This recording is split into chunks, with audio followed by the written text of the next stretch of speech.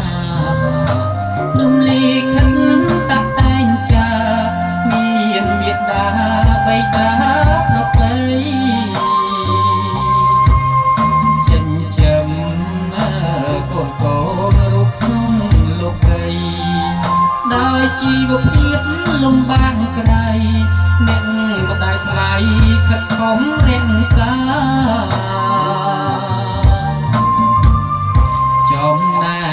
ឪពុករងទុកក្រំគ្រាធ្វើការទាំងក្តៅរងាមិនវិញវីមិនអូនលំបាកធ្វើការរាល់ថ្ងៃ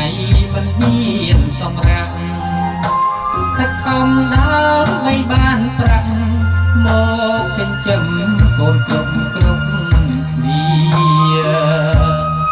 នេះហើយទឹកចិត្តអ្នកមានគុណថ្លៃចិញ្ចឹមកូនប្រកូនស្រីដល់ពេញវ័យឲ្យកូនសិក្សាទោះនើយលំបាកក៏មិនហ៊ានថាដាច់បដូរឲ្យកូនសិក្សាក្រែងវាសនាកូនបានជោគជ័យចូលកូនគ្រប់រូបចាំទុកគ្រប់គ្នាមេត្តាបៃតាគឺជាព្រះព្រមាននៅលើលោកកាមានធម៌បរិសុទ្ធមេត្តាករុណាព្រមទាំងមានមុទិតាទុំពេខាលើកូនប្រុសស្រី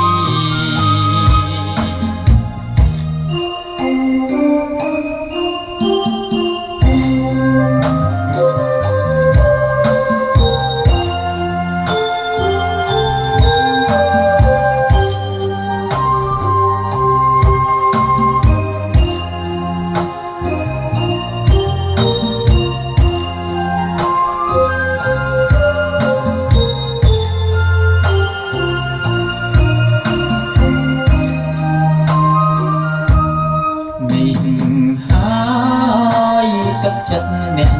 មានគុណថ្លៃចិញ្ចឹមកូនប្រកូនស្រីដល់ពេញវ័យឲ្យកូនសិក្សាទោះនើយ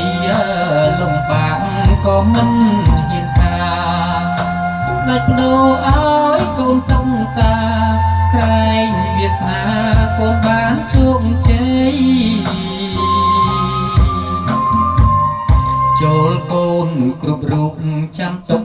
គ្រប់គ្នាមេត្តាបៃតាគឺជា